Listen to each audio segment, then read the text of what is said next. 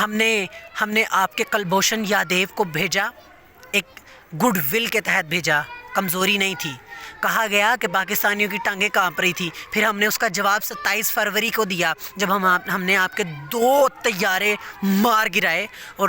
سمیت آپ کے پائلٹ کے پلیٹ میں آپ کو ہم نے رکھ کے تحفے میں واپس دیے کہ لو پکڑو،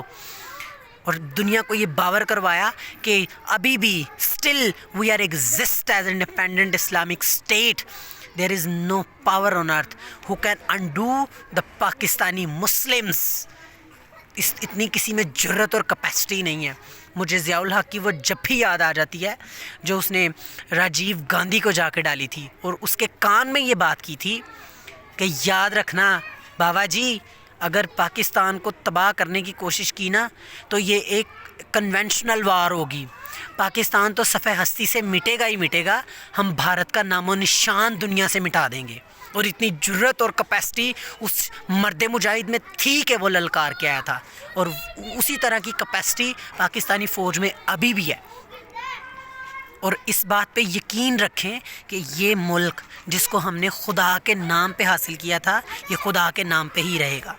اور ہم اس کا دفاع کریں گے۔ ہم اس کا تب تک دفاع کرتے رہیں گے جب تک دشمن اس کے اوپر میلی آنکھ رکھے گا۔ اور مائیں 1965، 1971 اور 1947 کی طرح اگر 2020 میں بھی وار ہوتی ہے تو مائیں اپنے بیٹوں کو کفن پہنا کے ان کو خوشبو اور سرمے لگا کے بھیجیں گی کہ شیرو جاؤ، جا کے سینوں پہ گولیاں کھا کے نا، پیٹھ پہ گولی نہ کھانا، تاکہ دشمن یہ نہ سوچے، بہنیں یہ نہ سوچیں کہ یہ بدذات پیٹھ دکھا کے بھاگ آیا، دشمن سے سینے پہ گولیاں نہیں کھا کے آیا۔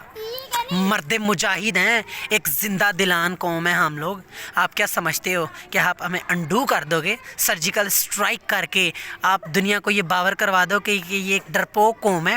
جاؤ پورچو، we defeated you in every field of Panipat and the battle of Tarain, you were slave, you become slave after غزوہ ہند ونس اگین۔ انشاءاللہ ہم آپ کے سومناتھ کے مندر میں آئیں گے، آپ کے بت گرائیں گے اور وہاں پہ اللہ اکبر کی صدا بلند کریں گے، اور دلی کے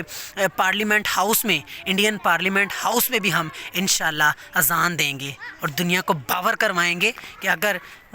پاکستان کی طرف میلی آنکھ سے دیکھا نا تو